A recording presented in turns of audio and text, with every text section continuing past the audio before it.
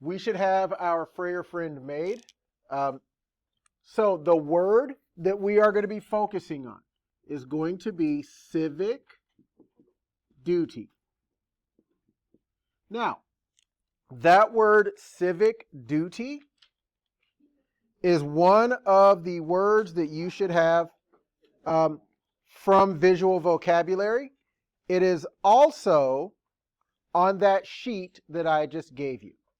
So here's how our Frayer friend is going to work for this. So this first box is where we're going to write our definition. Again, you can get it from visual vocabulary. You can get it from the worksheet that we have now. Okay? So if we look, what is our definition for civic duty? Yeah.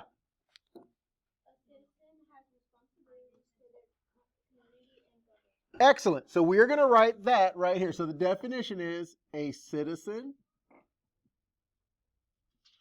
has responsibilities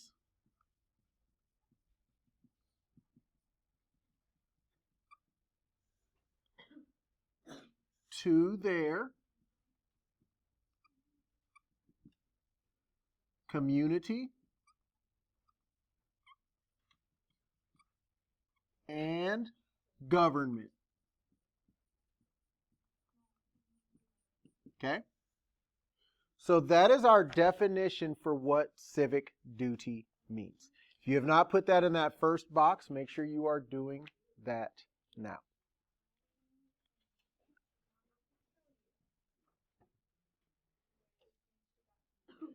So I know I'm not really going to give you a ton of time to write this down now, but I want to explain how we do the rest of the Frayer Friends for this. So I want to give us the example because you can go back and write that definition later. So at this point, I'm going to explain the next box. So for characteristics, what are the key features? So here's how we are going to do this. For now, we are going to identify the 5 key words in the definition that let us know what civic duty is. So if we look at the definition, the word a, does that help us to understand what civic duty is? Is that an important word, a key word? No, so we're going to cross that out. What about citizen? Is that a key word? Yes. So we're going to highlight keywords, and we're going to write our 5 keywords over here, 5 or less. So the first one is going to be citizen. Okay? Has, is that an important word? Responsibilities, is that an important word? Yeah.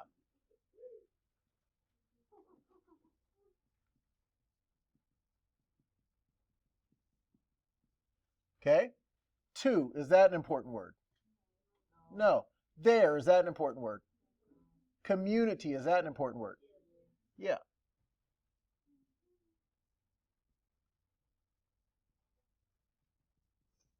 Okay?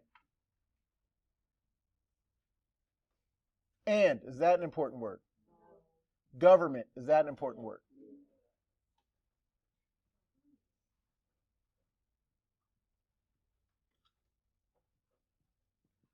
Great. So I will let you know for now, just identifying the keywords is okay, but we are going to be working to the point where you're going to take our 5 keywords and write a summary sentence. So once we get to that part, your key characteristic summary sentence would sound something like this. Citizens have responsibilities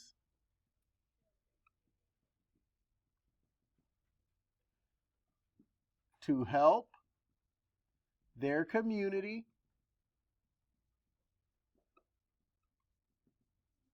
and government.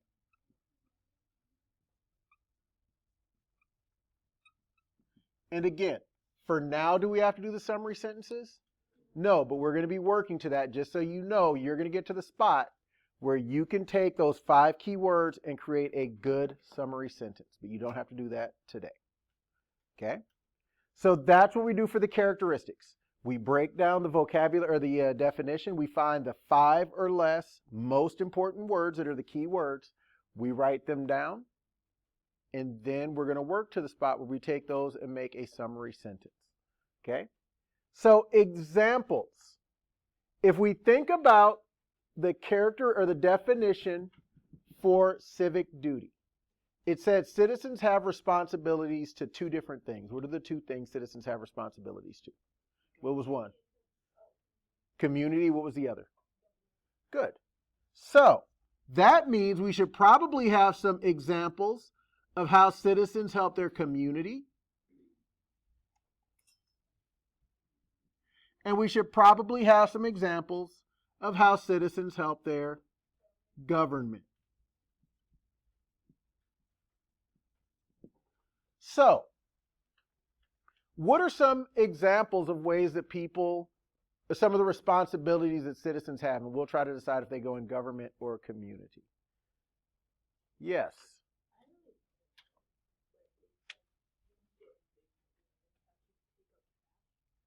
Okay, so community service. Community service. Well, that's a pretty easy one, right? Because if it's got community in the name, it's probably going to go on the community side. So we've got service. And what were you going to say? Working. Okay, so working, how would that be a civic duty? Well, I mean, you're aiding your community, so it would go in community. Okay. So would that be every single job? Does every job always help the community? Not always. Not always. Are there certain jobs that help the community? So what might be some jobs that might help the community? Hunting, fishing. How would that help the community? Because if I go and hunt, and I suppose if I kill a doe, I'm helping to cull the deer population so they're not being a nuisance. But that's also putting food in my freezer. So so let's think of jobs where your job actually helps other people. Yeah. So maybe how does a construction worker help other people? How does their job help other people? Okay. But those buildings are kind of like used for business and things like that. So I don't think construction worker, even though it's an important job, it's not really one that focuses on community. Yeah.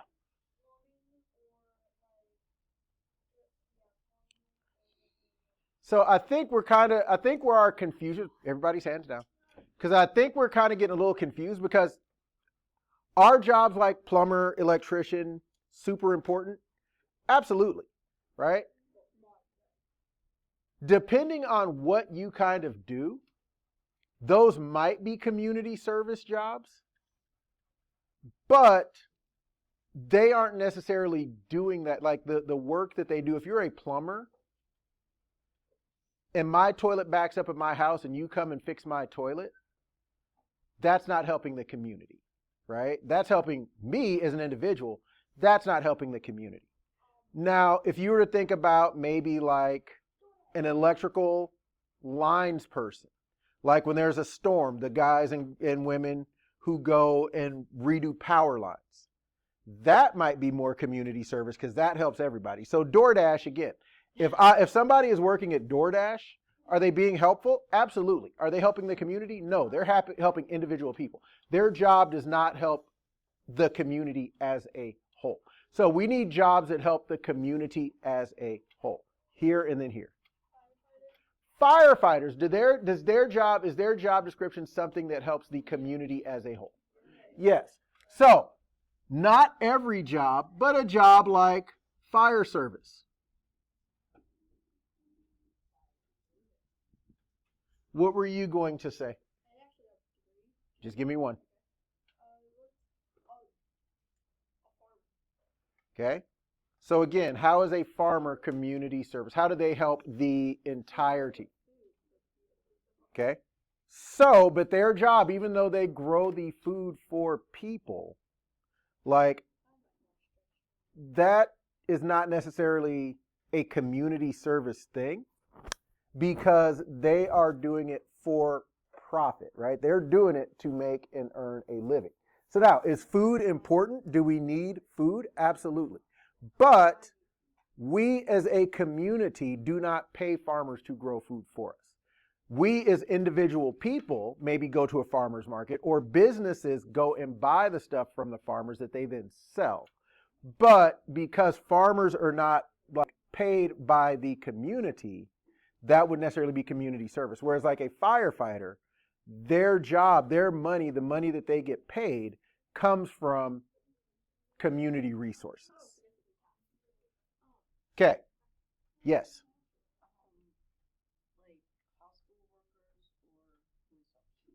I would say probably more law enforcement officers than hospital workers. And again, where I think we kind of get a little stuck, there's a big difference between a job that helps the community and a community service job. Are doctors super important? Absolutely. Are people who work at hospitals super important? Absolutely. But they are not necessarily community responsibility jobs unless that's how they're getting paid. Yes, and then we need to move on. Yeah. Policemen, yeah. So that's law enforcement officers. So that includes like police, sheriffs like Deputy Holker, FBI, stuff like that. Okay, so law enforcement, that's what this means. LEO is law enforcement officer. So that's like all the police, basically anybody that can arrest you, right? Okay, and then you had one?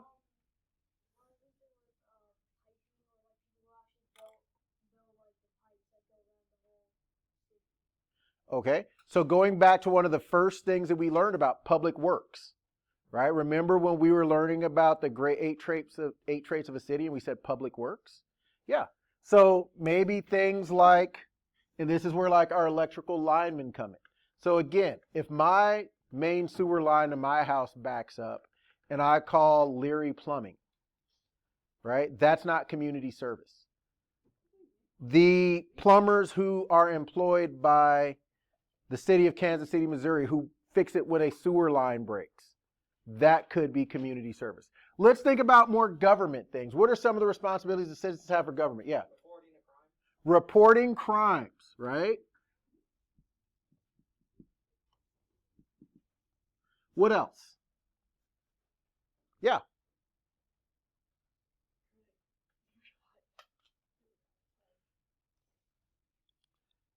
Yeah. So that would not necessarily be a citizen's responsibility because there are people who get paid to do that. So again, that's one of those important jobs, but that's not a duty of a citizen. Yeah. Well, like I said, that's an important job. So we're thinking about government. So if you are a citizen that lives in the United States, what are some of the things that we have to do that are part of government? Yeah. Pay taxes. Yeah, it's kind of like Mr. Seymour says in class, can I make you do anything? No, I can just add consequences or rewards till you decide you want to do it. You don't have to pay your taxes, but don't be surprised when your house gets taken from you, right? Don't be surprised when you go to jail for years, when you go to federal prison. Okay, yes. Follow laws and alerts.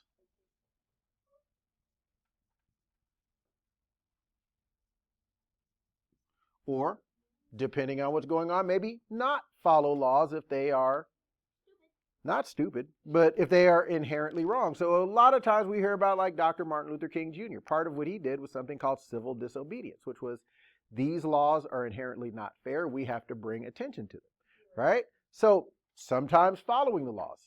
Sometimes part of being a citizen is protesting and not following the law if it is an unfair law. There are a couple other things too that are super big that we don't have yet. Yes, what you got? Absolutely. Yeah, it is a federal crime. Okay, so, yes. So, what does that have to do with this? Interesting fun fact, but not helping us with this. So, Fifth hour, I need for us to think about this because we're starting to stretch out and not in a great way, right?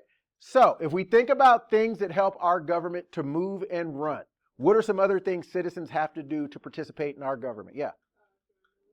Join military, so military service. Vote. I'm sorry, I didn't hear you say that. And remember, when we vote, go ahead, what you got?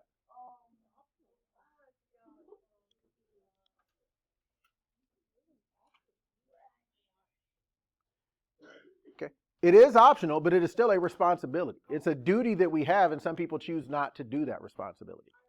Right? Yes.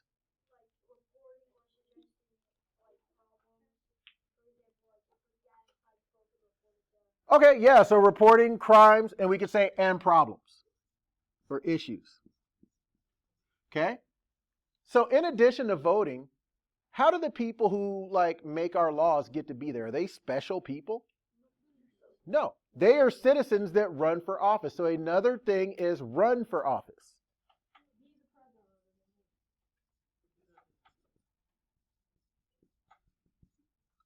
Okay.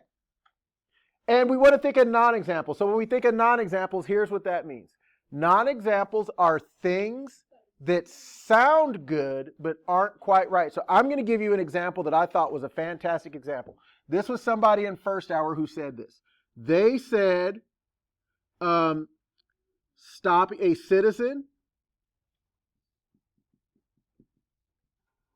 stops a crime or fire.